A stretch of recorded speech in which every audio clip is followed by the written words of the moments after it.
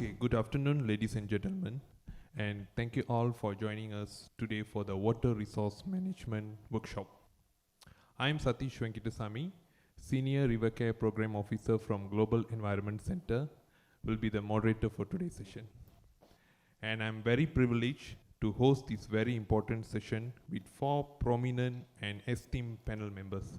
So maybe a quick intro on our panel members, starting with Dr. Kalithasan, River Care Program Manager from Global Environment Center, Ms. Renuka Indrarajah, Corporate Affairs and Legal Director of Heineken Malaysia, and Dr. IRTS Haji Mohmad Asari bin Daud, President of Malaysian Water Association, and last but not the least, Tuan Charles Santiago, Chairman of National Water Services Commission, or better known as SPAN. Welcome and many thanks for joining. Climate change is first and foremost is a water crisis. We can see the effects of climate change through increased floods, rising sea levels, heat waves, shrinking ice fields, droughts and flood and so on. Businesses including SMEs also have high potential to receive the impacts because water acts as a medium for us to feel the impacts of climate change. So when we talk about climate governance, we're also talking about water governance as well. Okay? So for today's session, we will have a 3-round of session. With the first panels will share their initial thoughts. Then we will have a Q&A, then wrap up. So hope all can stay till the end, and we're also waiting for your burning questions. Okay? So without further ado, I would like to invite Dr. K. Kalithasan from Global Environment Center to give his initial thoughts on business players and water resources management.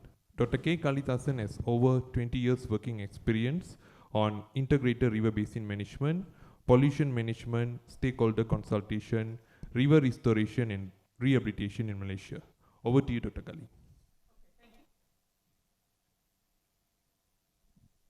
Just put the mic up.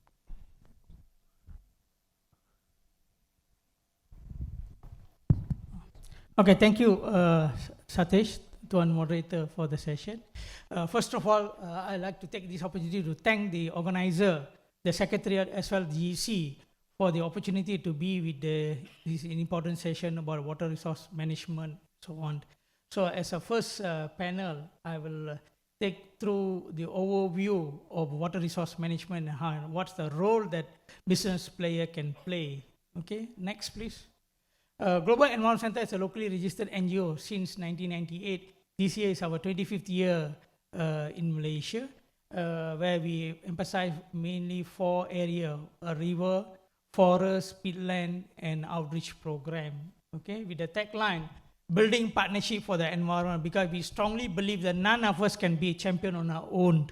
We need to work, leverage resources, technical, financial, everything, you know, and then build partnership for the environment to achieve more together. Okay, next. Okay, so introduction is for the forum here. Water is life, river is lifeline. Therefore, all of us, is our responsibility to ensure that water resources is well protected, conserved. Okay, water for people, water for food, water for industrial, as well for the environment. And it is very important. Most of the time, people always overlook or take it for granted that water for the environment. No one always have a thought or a pinch of interest to protect water for the environment. Whereas, without water, none of us can survive. Okay? Water is life, water for life. And as we know, water is the most precious resources and is essential for economic growth, sustainability, and so on. And we know no company can do any business without water. Okay, unique case for Malaysia, 97% of our water come from the river. So therefore, river water resource management is vital, not only for flora and fauna, but also for survival of mankind, together with the business in Malaysia. Okay, next please. when we look into water resource management, we always look into two different angles. Number one, the smart partnership. As I mentioned, if we work in a smart partnership, PPP model, public-private partnership model, where we need to know how best, as a private sectors, the water sector, that can work with government, public, private research and development together, their in-house waste, purchasing and so on. So that is the first angle. When we talk about water resource management, they look into the smart partnership, okay? So this is the first angle, they need to look into that. And the second one, what I'm going to emphasize is the balance act, how they can leverage on the driver that available outside there, how corporate can work with the public or community nearby to achieve the commitment and mitigation, especially on water resource management. Number one, on the internal is effluent management, water management, and waste management. That's the internal. The external one is river adoption program, river monitoring, and community outreach. The most important that today I'm going to give some example and how they can share with it in line with the SDG goal, the 17 goals we are talking about, mainly SDG goal 6 and so on. So here, every private sector need to balance their act, both top down, the internal, and bottom up, the external. So that is a balanced act on that, okay? So I'm going to show you some example. Next, please. Okay. So river basin management should be guided by both ethics, human as well the river. Okay. We need to have proper art of balancing between human ethics and river ethics. Okay, we need to balance it so that to protect interests of both parties. As we know at a global level, river been given a brotherhood, okay, equal right to the river as a human being. So we need to respect that river ethics and human ethics. And these are among the activity, when we talk about water resource management by private sector, these are the elements that need to cover from the water resource management, river health monitoring, restoration, rehabilitation, protection and conservation, pollution management, disaster risk management now become very vital due to the climate change, environmental education, capacity building, and the most important is pressure and demand management. That's why internal management is very important, because it will reduce the pressure and demand management on water resources. So these are some of the activities that GEC always promote. So any corporate, any SME in this room is interested, or anyone listening to this, if you're interested, they can scan the QR code and then can communicate with GEC how best they can do or adopt any of this program or the initiative that we have here. Okay, next. So these are the example of the external factor that private sectors, SMEs here, how can you leverage with the others now. On the restoration example, in Taman Tugu, in Taman Warisan, and then education, river open classroom, to educate public why they need to conserve the water resource management, and then rehabilitation, okay, like Heineken, Ms. Renuka is here, okay, river rehabilitation before and after the thing that, okay, the next. So another example, okay, this Kinta Basin, Upper Kinta in Perak, where we talk about the Upper Kinta Basin management strategy and so on, where we still have tigers and other protected species in there. And then using basic concept of drain as a part of the river management. Go back to the basic to teach people how to live, coexist with the environment and flora and fauna. And also one of the drivers that's happening for the last 5 years in Malaysia is the Friends of Rivers in Malaysia. Okay, there are a lot of mushroom community coming up here and there who want to be proactive on the water resource management. So you can just adopt and engage them to be part of you and work with your company on the water resource or even water balancing and so on.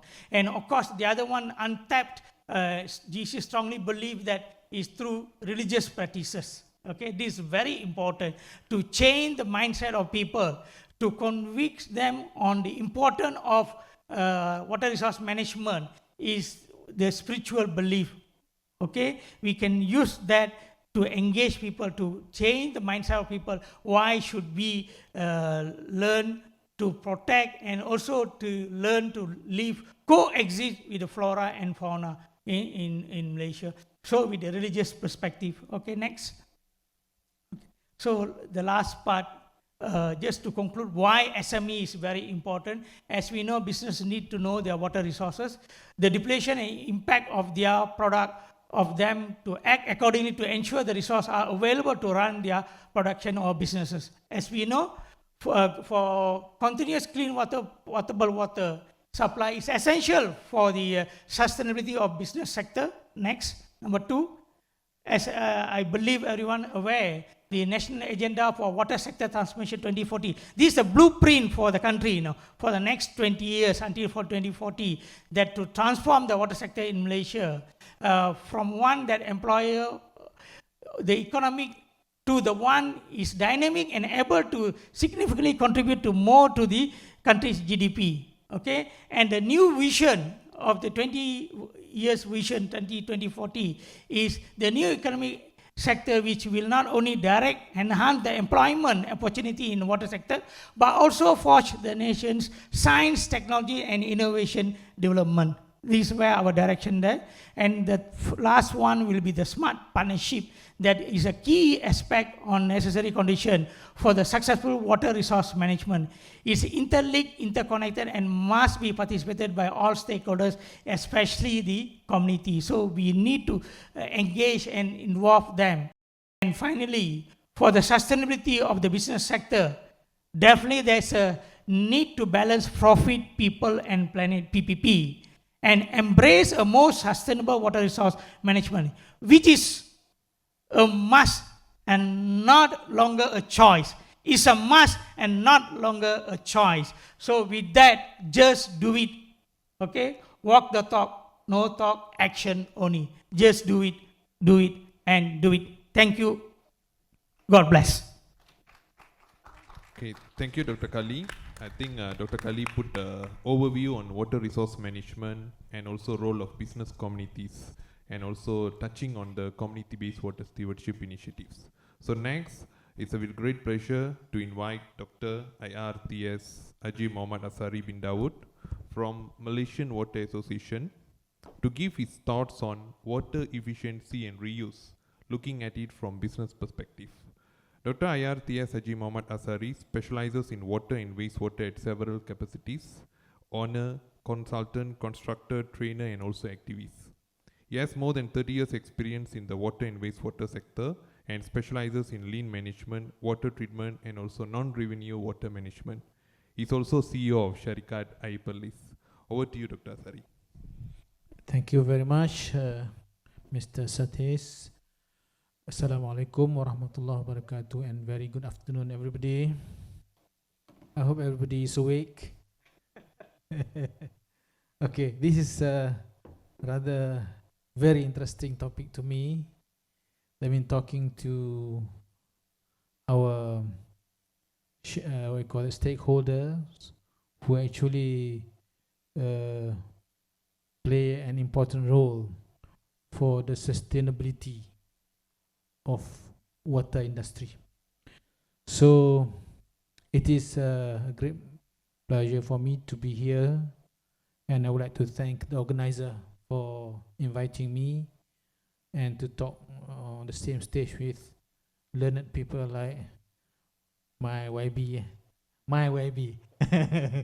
not every else but YB, Charles Santiago, who has been with me I think since 2014. So a long time. Dr. Kali, who invited, and today I get to know a new colleague. So indeed, before I go further to the what you call that fair to all of you, I would like to introduce where I come from, the Malaysian Water Association. Some people say, oh, there is such thing as Malaysian Water Association. There is Malaysian Water Association was established in 1988. So in short, our memberships covers everyone who has passion in water. Our members are all water companies, all water operators, government departments, and also consultants, contractors. We have around 1,000 plus members. So we work hand in hand with the government in most of the cases. And the last and most important was actually the implementation of the tariff setting mechanism in August 2022, where Malaysian Water Association played that mediation between the health of the people and the health of the companies that give water for the health of the people. So it's actually symbiotic. So in the Malaysian Water Association, we really encourage our members to participate in conferences and also exhibitions, and also, as I said earlier, we work hand in hand with the government. That means we are very what we call that, up to date in terms of the aspirations of the government. So, and today, of course, we are talking on a subject that is a concern to the government, the sustainability, the resilience of water supply. So I would like to just give you the feeling that Dr. Kali mentioned at the end there is the balanced profit, but actually what's happening now is not yet there. For example, I come from Syarikat Place. Last year we make a loss, and in the presentation by SPAN about 2 months ago, before the ICPT, there were about 5 companies that were not in loss. There were about 5 out of 10 or so companies in Malaysia, about 5. After the implementation of ICPT, balance pass cost through, only 2 companies are in the positive, in the surplus. So that reflects the industry that we intend to make it sustainable. So it's I'm left with 2 minutes. Yeah, I'll better look at my notes. It's okay. So okay, never mind, because this is just, so SME plays a very important role, because the cost of bringing new source of water is so expensive, and we have to, as much as we can, utilize what we have. As for companies like Syarikat Place, we have high non-revenue water. Of course, it's not because we don't know how to handle it. It's because we can't handle it, because we are just at the inability to finance whatever ideas we want to do. For example, pipe replacement, repairing leaks. I tell you, there are a lot of leaks that we didn't repair. That's not because we don't want to repair, but we don't have the capacity to repair. And that doesn't only happen in Perth, it happens in other states as well. So that shows that to bring new resource of water is going to be a big burden for water operators. So it is the SMEs who probably use more water than the others can help by probably looking into how they can recycle water, how they can reuse water. I think you'll be listening from one of our panelists on how the reclamation of water is done at factory level. Just to conclude this part, I would like to just share my experience that I was doing a design of a water treatment plant for one of the paper industries in Selangor. And the return of investment was within 2 years. YB, 2 years, because the tariff for industry is a bit high. So of course the return will be fast. But if the tariff is too low, then the return will be much longer. So it is viable, doable. Just a matter of it needs some investment, capex, for the SMEs, for example, to actually invest. But of course, the least you can do is really to reuse and recycle, which I think sometimes at the level of top management we didn't put that emphasis. I take a simple example. I'm sure the other one is actually to minimize use, to reduce in terms of usage, to reduce. So sometimes at our level, we didn't go and see right at the bottom how our people are using water. Sometimes they are wasting as they thought this is just cheap, what we call that, part of their cost. So I think it is important that what we call that, managers or company owners look into this. And of course, the extreme of it is actually to have audits of water utilization. Finish. Thank you.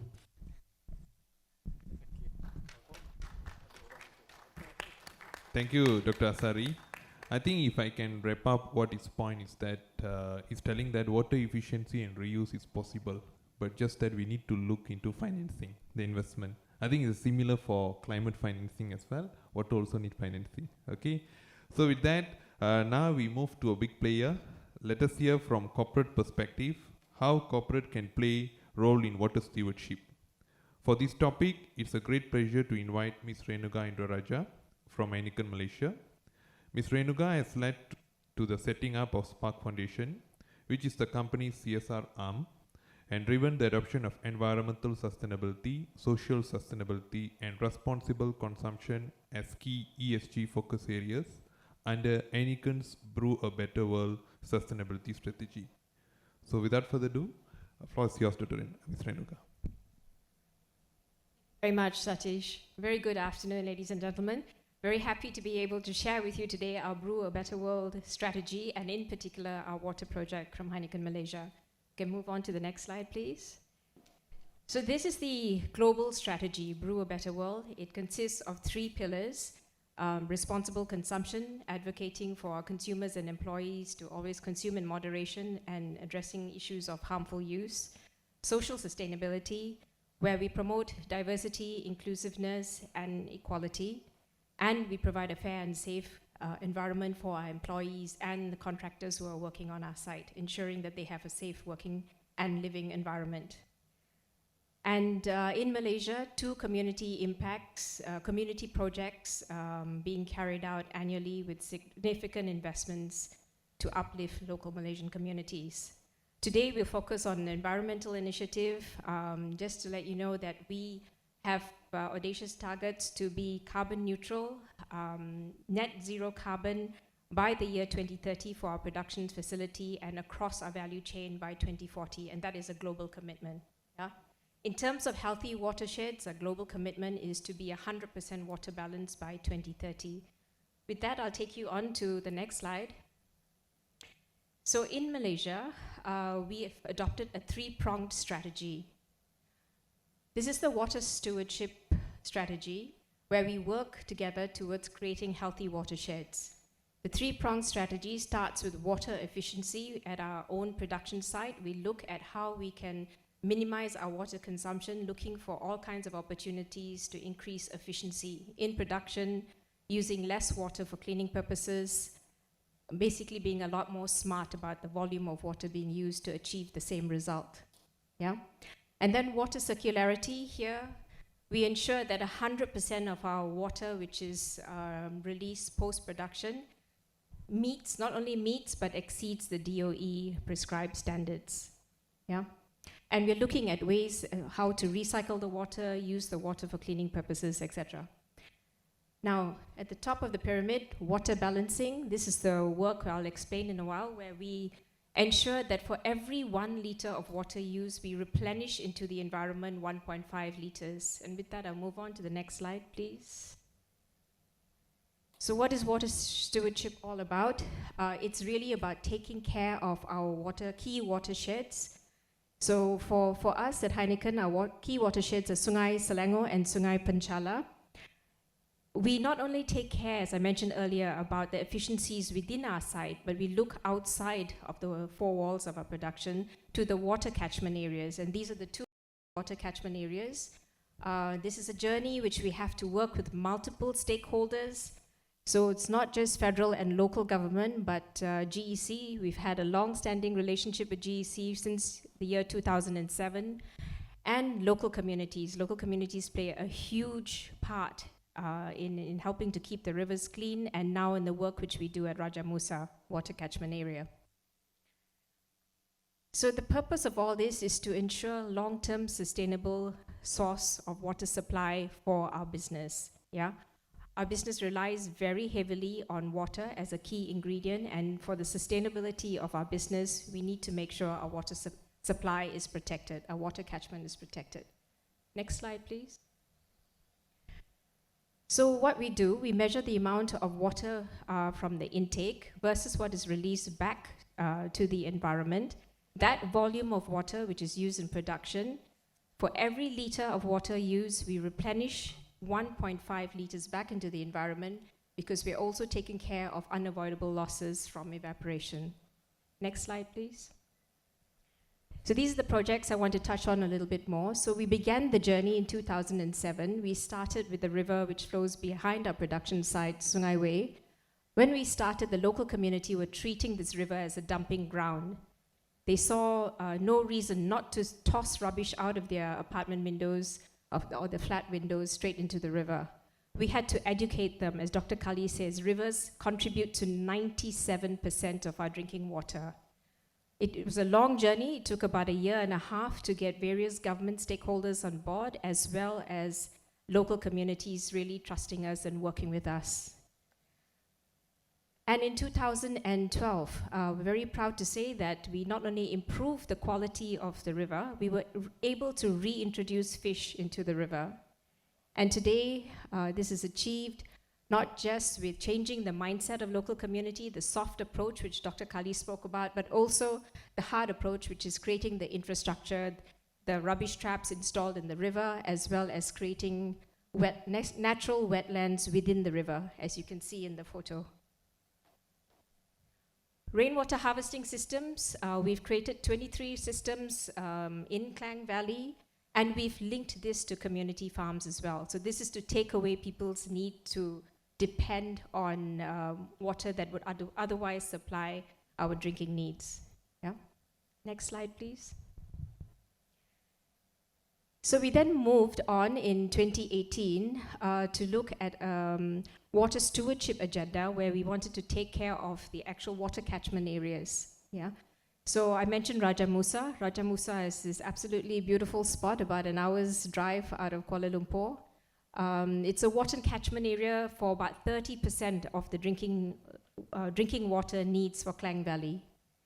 So one of the things we did, we built this 305-meter clay dike with the help of GEC leading the work, and with the local communities. And this clay dike actually helps to retain water in the soil. Since we constructed the clay dike, there have been no forest fires. There used to be fires almost annually in that area.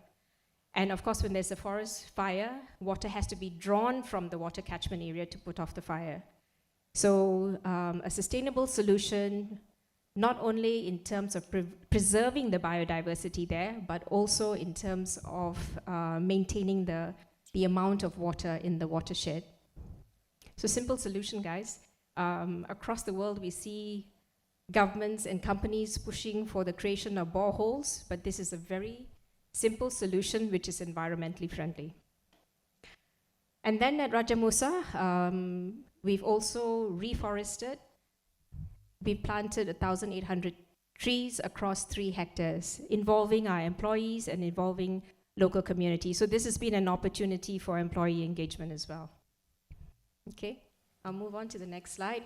So as I mentioned, it's been a long journey from 2007, starting with the river behind our brewery, and in 2018 into a bigger, wider water stewardship agenda. We've reached about 54,000 Malaysians, had about 180 engagements with local communities, invested about 14 million since 2007, and set up 16 active river care communities. With that, I'll move on to the next slide. A little bit of a video just to recap the work done and show you some nice photos. You can run the video, please.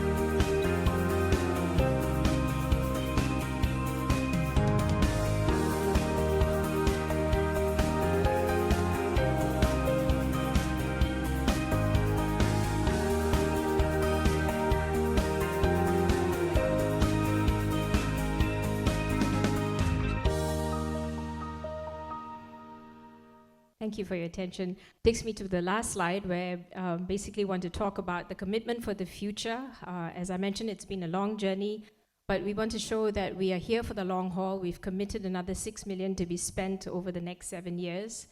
And today is really very much about trying to influence others to join us in this journey of preserving our water catchment areas. Because the problem with the supply of clean water, we've seen numerous disruptions in 2022 alone. There were so many disruptions that in the state of Selangor itself, it is said that there's about a $1.5 billion impact to businesses. So it's about us taking the first step to look at our water consumption, but also what we can do to preserve the environment around us, and also how we can influence others to join us in this journey. So very happy if anyone wants any help or more information, either Heineken Malaysia or Dr. Kali from GEC will be more than happy to guide other businesses down this journey. Thank you for your time. Okay, thank you, Ms. Renuka. I think hope sharing will set a useful reference for SMEs and also corporates to implement high impactful water stewardship projects. After listening, I think from NGO and also industrial players, I think it's a time to hear from the water regulator. With that, let's go for sharing by our fourth panel member of today, touching on initiatives by National Water Services Commission, SPAN, to regulate water in facing climate change. For this topic, let's welcome Tuan Charles Santiago from SPAN, which is a former member of a Klang Parliament and is very active in various platforms besides even the water. I think no need much introduction on him. Floor is yours, Tuan Charles. Thank you, Chair and fellow speakers and friends. I bring you greetings of peace and solidarity. I'm just going to stand there. Greetings of peace and solidarity from the Suruhanjaya Perkhidmatan Air Negara. I think having heard three speakers, there's nothing much more I can say. The solution is already there. But since I'm from the regulator part, let me pose a problem a bit differently though. Chair, I might need an extra 1 minute or so. Yeah, okay. Thank you. Let's assume next May, that we have a major water crisis and factories cannot produce for the next 3 months. It means from March, April, May next year, we will not be able to produce because there is not enough water. And of course, priority will go for drinking water, house for purposes of cooking, cleaning, and those kinds of stuff. And therefore, there will be a crisis in front of us. Now, if you think that this is an imaginary or a fictitious scenario, think again though, because this is the reality that we are going to be facing. This reality was faced in Taiwan not too long ago. Very recently, Taiwan had a major problem with water. So their factories had to be, capacity had to drop, and because there was no water in Taiwan at that particular moment, the consumption dropped, or the production capacity dropped to 41%. It means from 100% capacity production, it dropped to 41%, which means a huge loss of economic activity, jobs, as well as profits. So the point I would like to raise is water and profitability, water and SME behavior, or water or the way we manage water in future is something that cannot be just on the sidelines, but business has to make the water management central to its business plan. I think this is the most important point I would like to leave behind, that water management or the use of water, including recycling water, has to be the center of a business plan that we develop on a yearly basis or on a 5-year basis. This is something that you cannot run away from. In fact, as in the case of Taiwan, March 17 of this year, the largest reservoir that supported the huge industrial land, industrial development area, the water capacity dropped by only 11%. It dropped only by 11%, but the impact on business was up to 41%. So this tells you the impact of the problem. Now, for example, some of you might have come from Penang or even from Kedah, and definitely his impact on Perlis. Dr. Asari is from Perlis, is the CEO of Lembaga Perlis. The Air Muda, the Ulu Muda water according to some people are saying, have dropped. The water capacity has dropped anywhere between 7 and 10%. I'm not sure it's true, but some people say it's gone 11%. Yeah, it's dry. It's drier now than before. That means the water load has also dropped. So this tells you the impact of climate change, the impact on water resources, and as pointed out by both Mrs. Renuka as well as Dr. Kali, that 97% of our water that we consume is from the rivers, And therefore, if the rivers don't carry the load and the roads are decreasing, then the impact on households as well as business is severe. The ramifications are clear. That is impact not only on business, but on jobs, on employment, on wages, and the story goes on and on. Now, what do we do? And I think the point that was made by Mrs. Renuka about rainwater harvesting is clear. This is something that we have talked about, something that we have seen an example, but I think more people have to embrace the notion of rainwater, not only in the businesses, but as well as households, to embrace. And this is something the government can do something about, especially in providing tax support, tax subsidy for such rainwater harvesting projects and proposals. Now, a point that I think that I would like to surface here today, and also to impress upon you, that there's another area that we have not tapped in Malaysia, and this is called reclaimed water. Reclaimed water. There are some countries in the world by law are mandating the use of reclaimed water. What is reclaimed water? Reclaimed water essentially is to recycle sewage into usable water. And now they are saying use it as a priority for industrial use first. In the case of India, in the state of Tamil Nadu, it's mandatory. You can't use drinking water for production anymore. You'd have to use it for reclaimed water only for production. If you use potable drinking water for production, you'll have a huge hefty sum to pay. So therefore, use reclaimed water. Now, reclaimed water in Malaysia is not much of we don't have much of a lead on this, except there's one outfit in Klang involving a gloves company that is using reclaimed water through a joint venture between IWK and IS Langong. But this is a work in progress. It's something that the government has to take seriously. And if I was the government, I'm a regulator, the difference between regulator and government, has to now look at that very, very seriously.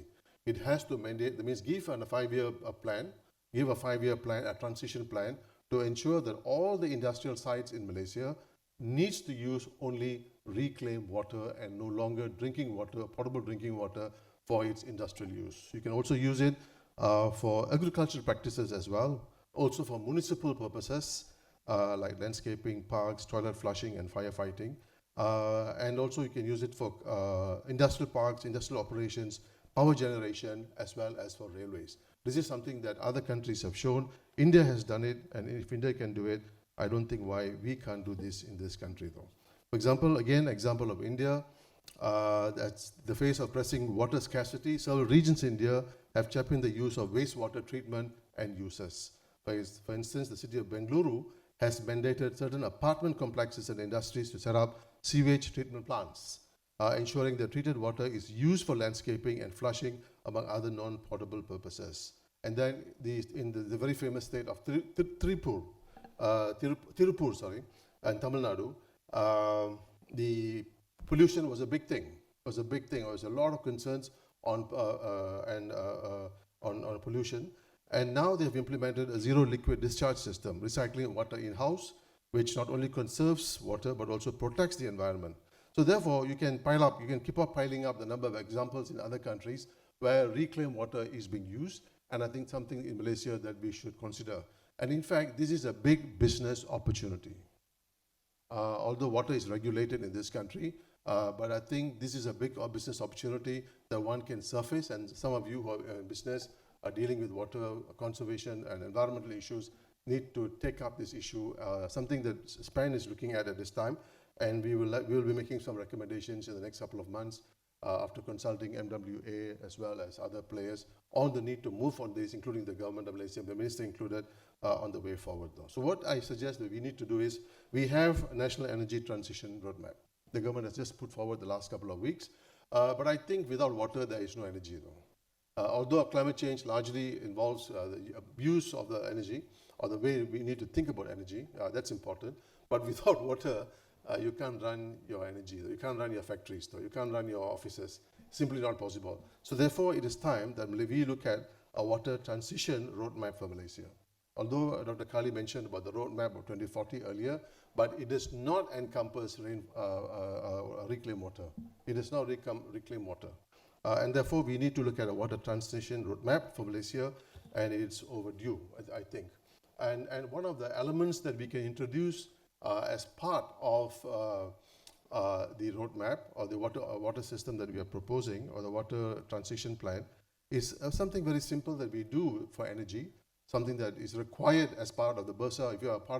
If you are listed in the BERSA, it's something that you have to do, energy auditing.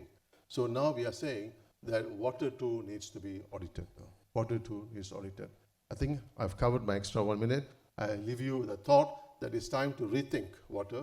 And I think first thing that we have to do is water management and water, the way we think about water should be at the heart of a business plan. It should be part of a business plan. Let's not come to next May and then realize, oh my God, we should have planned. The planning starts not today, it should have started yesterday, for example, yesterday. But we are not too late. This is a very, this country is very blessed, I must say, though. Really blessed, though. We're supposed to be right at the thick of El Nino, where we're supposed to be all sweating beyond belief, though. But it's pouring outside, though. But let's not take the blessings too far. It might come back to haunt you, though.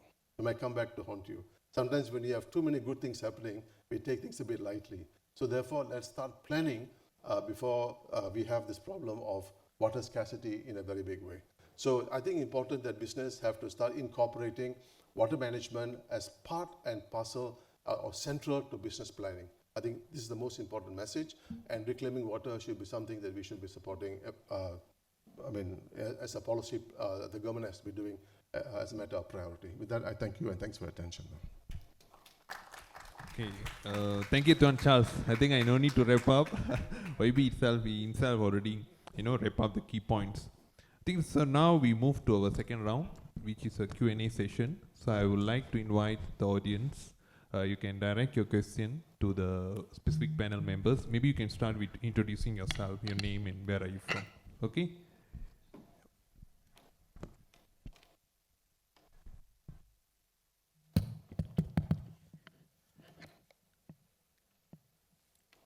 Yeah, good afternoon, gentlemen.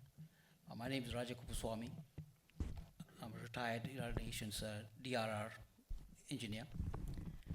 I'd like to ask Dr. Kali, you've mentioned in your opening remarks that the theme, tagline, water is life, river's lifeline, okay?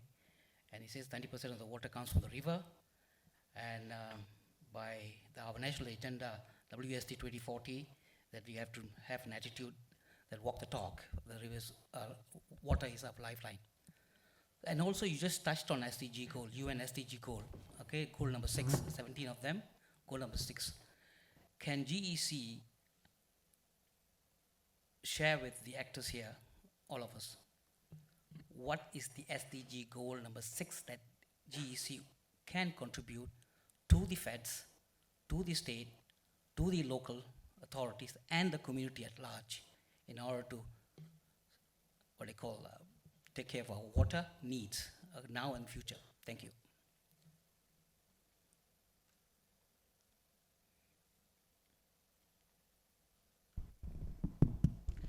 Thank you for the questions there.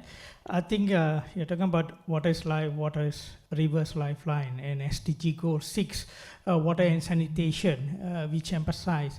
I think I want to, before I respond to the question, I want to echo to what YB Charles had mentioned, water is a center. And he put it a center for business plan, but at the global level, water is a center for SDG goal. All 17 goals have to tackle the SDG goal 6. It's a center for all the 17 SDG goal. Obviously, I'm biased towards water because I'm come from there now, but that is a fact. Okay, and at a global level, we always take that in order to tackle all the 17 SDG goals, so SDG goal 6 is vital. And how and what we can do, especially the business players, whether you are big players or the SMEs or even public here, okay? Number one, we need to treat and give value to the water. I think this is the biggest challenge that we have.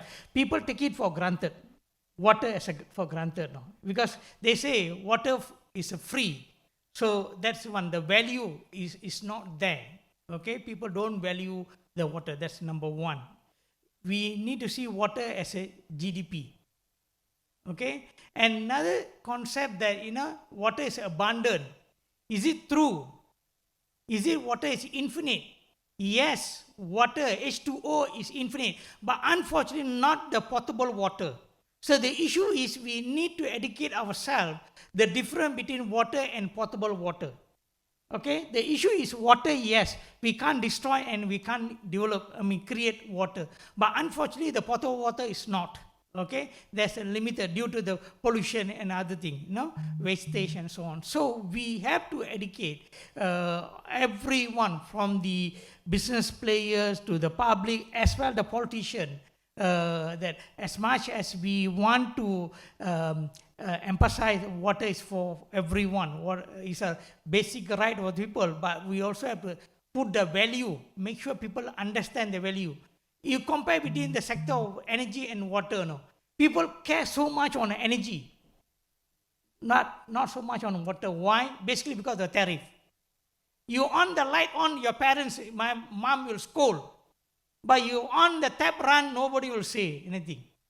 Because why? That will cost few hundred. Here, some more in Selangor previously is free. I'm not against politics, but it's a free or is discounted and so on. So that is the issue here. We need to reframe the Malaysian, the value for water. That's the thing. Okay? And then the other one is revisit the values of those days that people really appreciate.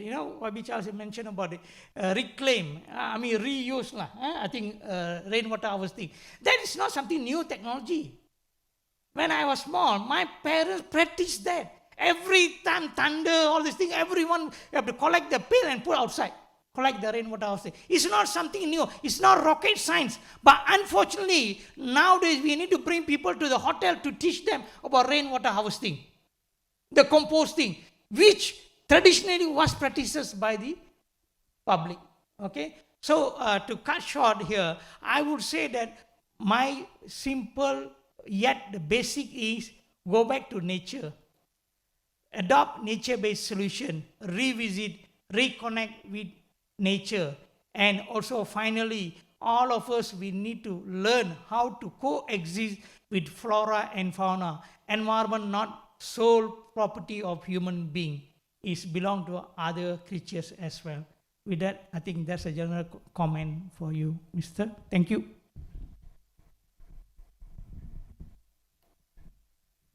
Yeah. Any more questions? Yeah. Okay. Thank you very much. Really appreciate listening to the panelists, and thanks for your time and sharing your expertise. I'd like to know your views on, you mentioned, I guess, the public-private partnerships. One of our biggest water projects is, of course, the Smart Tunnel, ability to store millions of liters of water. Given the fact that we've got supposedly an El Nino phase in the cycle coming, what are the plans? Are there any plans to establish large-scale off-river storage? Of course, there are two functions. One, when there are floods, the water can be redirected there. While the water is there, it can be multi-purpose. It can be recreation. It can be treated. It can serve many. And then I guess when we do have dry periods, of course, then they can serve as a buffer, as it were, for. So I'd like to know if there are any plans to establish these large-scale off-river storage basins? Thanks. I'll answer for that. Okay, thank you for the question. Yeah, of course, I answer your question first, then I'll respond to what Dr. Kali has just now responded. So I think your views is actually well taken up by our government, current government. For your information, as far as I know, for Selangor, they are going towards 100% of river storage kind of thing. That means they would reduce the intakes that take water from the rivers. So I think this is going to take time, but it is in the plan. I was made to inform about maybe about 2 years ago, long before the election, so that the government of Selangor at that time has already intended to develop whatever space and water bodies that is available in the country to the smallest that it can have. So it's going to go towards 100%. I think this is a very good move, because you know that the current cases of water disruption was due to water resource, I mean the rivers. Should we have the off-river storage, as you mentioned, then we should be able to overcome that, because when there is pollution, it is almost very intermittent. It's about 2 days, but that 2 days to have no water at all, so SPAN will be very, very angry with us as the operators. So that is bad. So I think we have to go towards that, developing reliable water resources in terms of storage and resilience towards contamination. Answering to, responding to Dr. Kala's mention about NBS, nature-based solutions. I think this is good for us to look into, because I think internationally, when I attended conferences overseas, last was Denmark, they talk about indigenous solutions.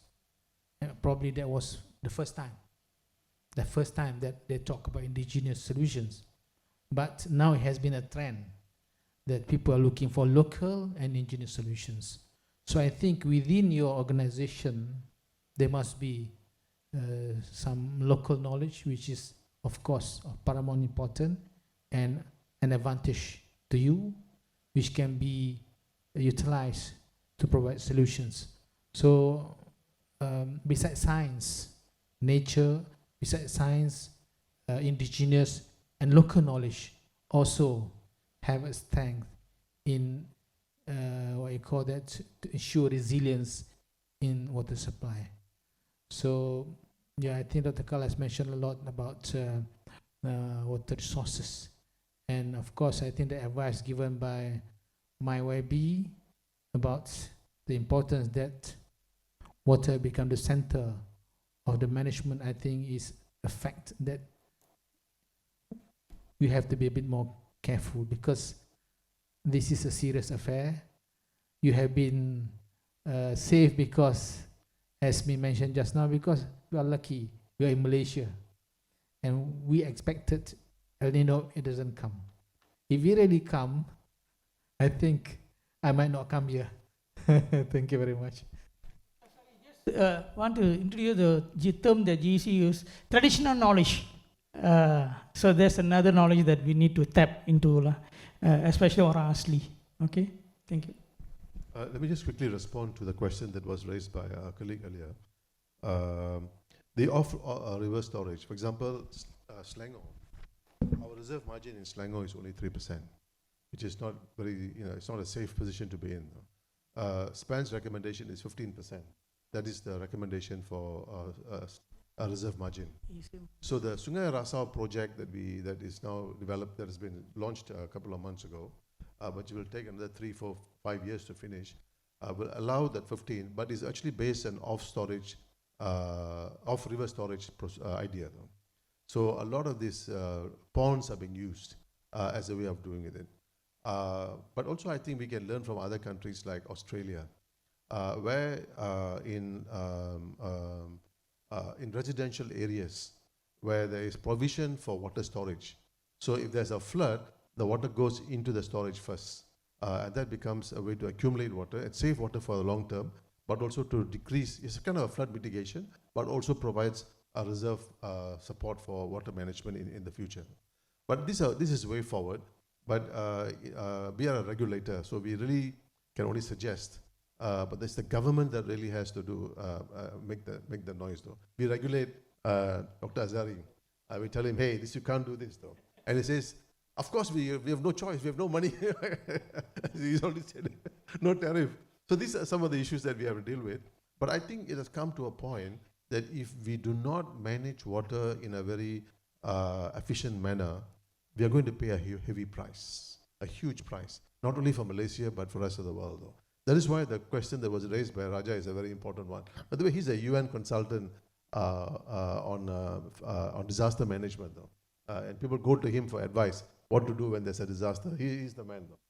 So I think this is where the SDG goal is actually very important because, and I think one of the reasons that this SDG suffers is a lack of commitment from the government.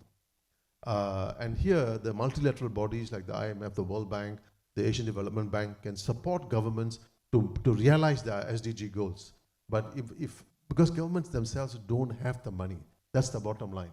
That's the bottom line. All these goals are nice, they're nice to read, nice to have meetings and seminars, but essentially to deliver on them, it needs money. And governments do not have the money, and sometimes, in fact most times, do not have the political will as well though, to deliver on it. So I think these are the problems that we have to mitigate though. But for us, we have a crisis in our hand. It is a water crisis. Although it rains in front of our homes, but that doesn't mean the crisis is going to vanish with the rain though. No, we have to manage the water crisis. And some of the things that we are talking about is how to manage or mitigate that oncoming crisis. I'll stop here.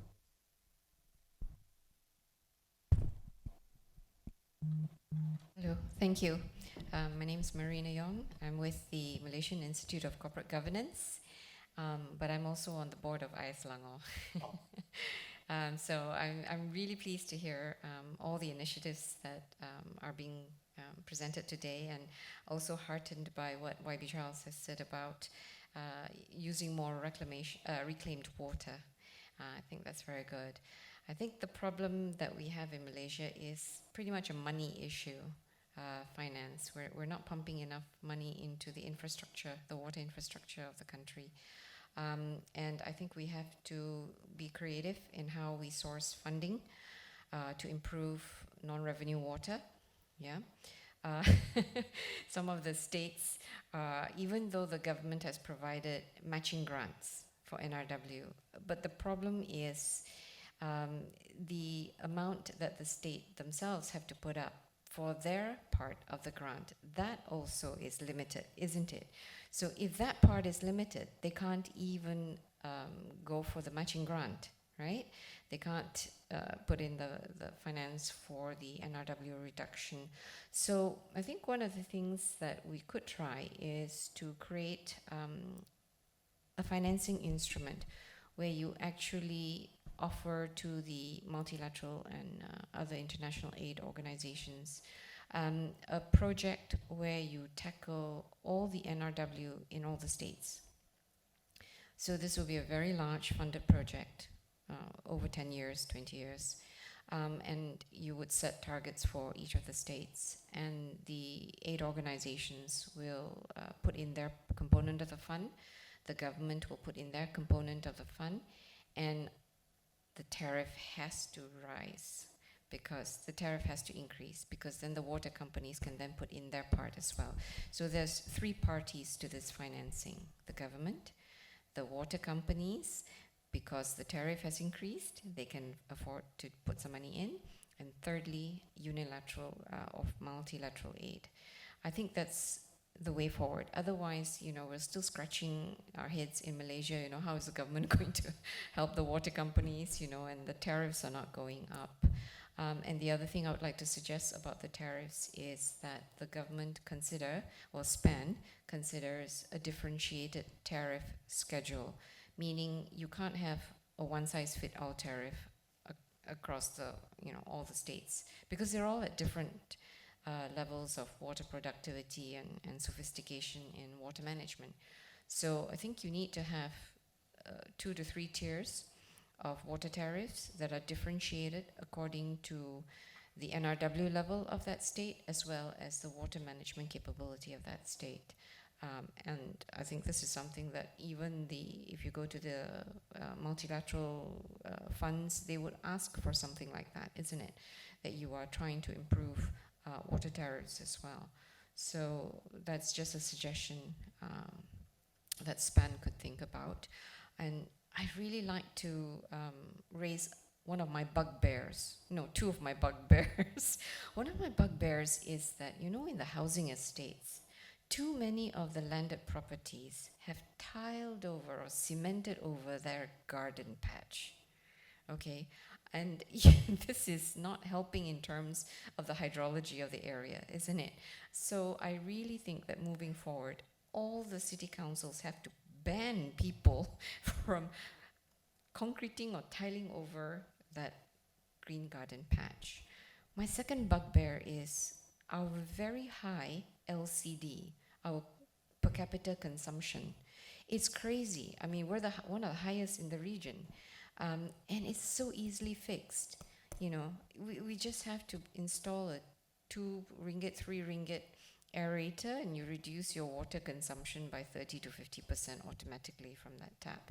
I mean, such simple solutions like that are available, and I think it just is that the authorities make that a requirement. Thank you.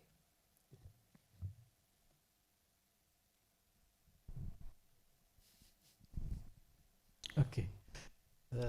I will answer first, then probably SPAN will strengthen whatever I mentioned. So of course, your last 2 points on the LCD and the tile, the pavement, that is, I think, a fact that sometimes we ignored.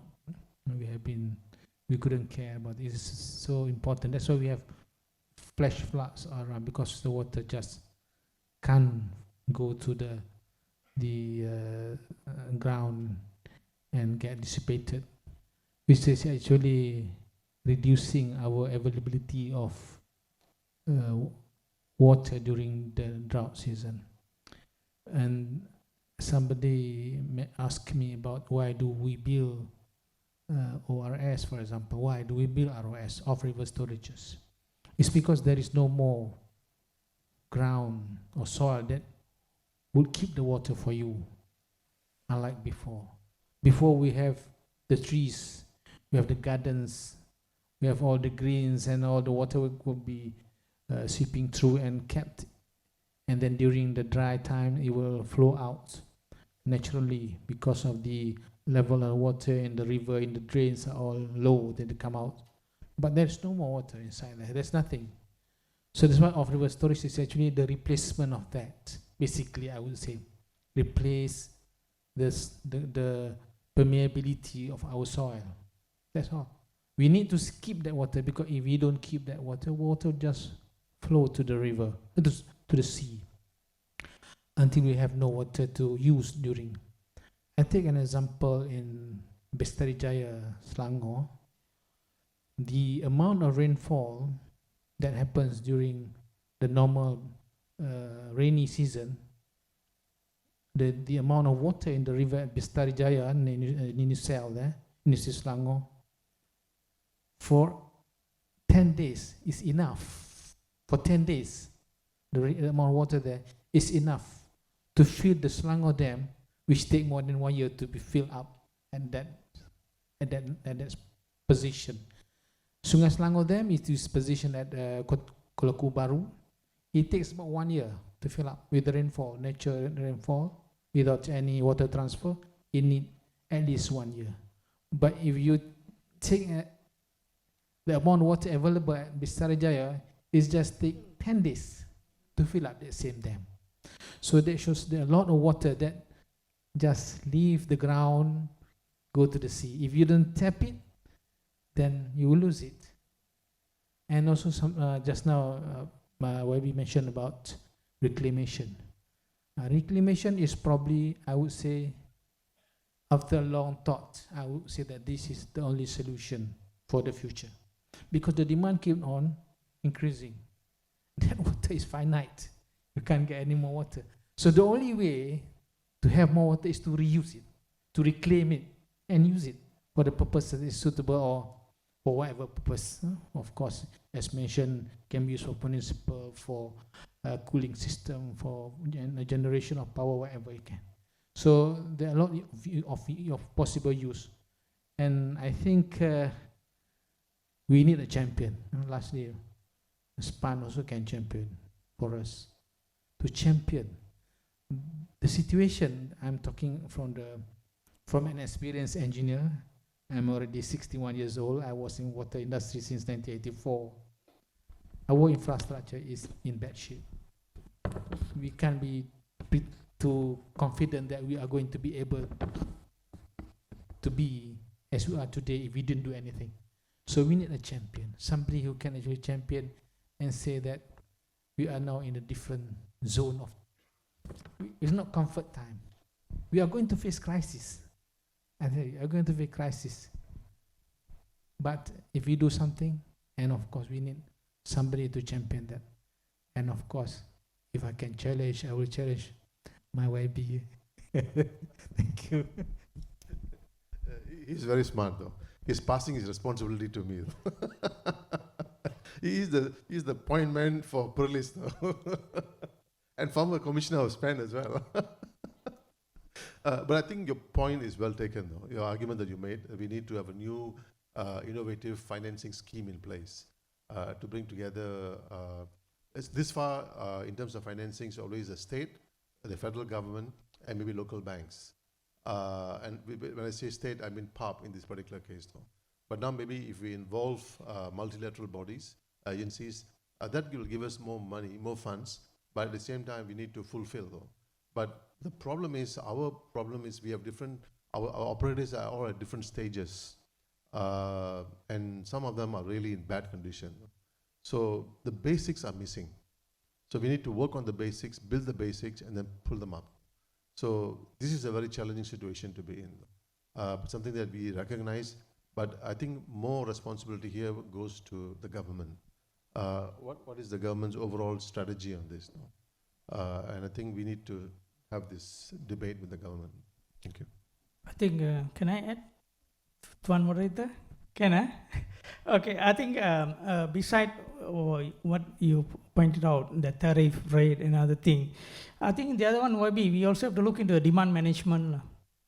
It's not how can we support how much water needed, but also we need to teach or design on the demand management. That's another equally important because we cannot increase the production as per demand, so we need to manage on the demand. That's number one. Number two, another aspect that for the forum here, for us to consider, not only SPAN as a regulator for the water supply, we also have to look into another aspect on virtual water, which is equally important. For even Iceland to look into that, because we know when you talk about water extraction from the water resource, which is river, almost 3/4 is for the agriculture purposes. Virtual water, also another equal area that we need to look into. It's a time for the Malaysian government and also the industrial player to look into that. Beside demand management on the virtual there, we need to work smart. Not only calculative on the actual water usage for the potable, but also indirectly, which is, we want to work smart, we need to tackle, because any reduction, 10% reduction in the virtual water have 100 times better impact on the overall compared to the 100% saving on the direct water. This is what GEC have found out when it comes to the qualitative on the amount there. So I think we also in the forum, we have to look into that. Beside the the direct water tariff and demand management, also look into the virtual water as well, equally important. I think we need to start to educate the public that virtual also do have impact on the water resource management. Okay. Can I just add one more sentence, Dr. Kalithasan? There's an expression that says, we eat more water than we drink. We eat more water than we drink. Yeah. And this largely got to do with the food production, agriculture. And agriculture is the biggest guzzler of water. Yeah. And therefore, you're absolutely right on demand management and the effective use of water for agriculture so that the impact on society in general can be managed and regulated. Yeah. So that's why we should stop I'm not lobbying anything, stop taking coffee. That's one of the way. That's a lobby though. That's clearly a lobby though. If you calculate the water footprint, I think we need to look into the water footprint as well to quantify. But that's okay. It's a good lobby though. Okay, I know there are still questions, but unfortunately the time is up. Okay, I might ask maybe as panel members quickly 1 minute to to summarize your thoughts. Maybe I'll start with Dr. Asari. Thank you very much, Mr. Moderator. So to conclude, I would like to invite all of you to participate in whatever activities that could actually reduce in terms of consumption of water, the liters per property per day, I mean your domestic use, and also of course to be together in rehabilitation of rivers, for example, to protect our resources, because if the resources is contaminated, we still don't have water. And of course, last but not least, is to always think of how to reduce in terms of consumption of water. Thank you very much. I'd just like to take one point from what Dr. Asari mentioned. The state of our rivers is horrible though. It is the rubbish bin of our society though. And there are 5 kinds of pollution. I know this is just one extra minute I need from you though. We have the normal rubbish that we dump into the water, into the dump stream. We have sewage in our rivers. We have what you call plastic pollution. We have computers as well, computer that is crunched and thrown into the rivers. And we have what we call pharmaceutical pollution in the river as well. And this is actually made your water cleaning or the water treatment plants cost of cleaning up water very, very, very, very high, too high. So we really have to control the quality of water that is getting into the river, and we need to clean the water, our rivers though. But most importantly, we also eat stuff that comes out of the water, fish. I just would like to share with you, and this is only for our consumption. This was told to me 2 years ago, or maybe 3 years ago, at a seminar, where fish has become a major victim of pollution. We know, for example, that of course, all the pollutants that are getting into the river is being consumed by the fish, by the turtles, by the prawns, and by the crabs. But what it has done to the fish is even more outrageous, though. It has changed its DNA, though, to the point that today the male fish is mating with the male, and the female is mating with the female, though. This has gone crazy, though. So this tells you the human irresponsibility and the impact on the fish. And mind you, if something has gone wrong with the fish and the fish's DNA, and we who eat the fish, can you imagine the impact on us? So therefore, this has come back, the chickens have come back to roost, as they say. So therefore, it is really quite important that we become really responsible in the way we take care of the rivers, though. So the work that the both of our friends are in the front are doing is really welcome, though. But please pump more money, though. 10 million is not enough, though. You have to pump more money. Okay, Ms. Renuka? I think what is very clear today, the overriding need to have a very clear strategy on how the issue is going to be tackled. As we said earlier, the carbon management to net zero carbon, there is a transition plan. But what do we see for water? Who is driving this agenda? There needs to be one ministry to speak out loudly, to make it very clear what are the issues, what are the solutions, and to evaluate properly. There are many cheap solutions, such as raised earlier. The water thimble is a technology that we've used to help local communities cut down their water consumption by 30%. It only costs less than 50 cents for a thimble, yeah? and water consumption can be cut down by as much as 30%. So perhaps rather than giving free water, we should be distributing free water thimbles. Many other solutions are out there. There needs to be proper dialogue with various stakeholders, and collectively, whether it's individuals, corporates, and government, to work hand in hand to find a solution. Thank you. Thank you. Dr. Kali?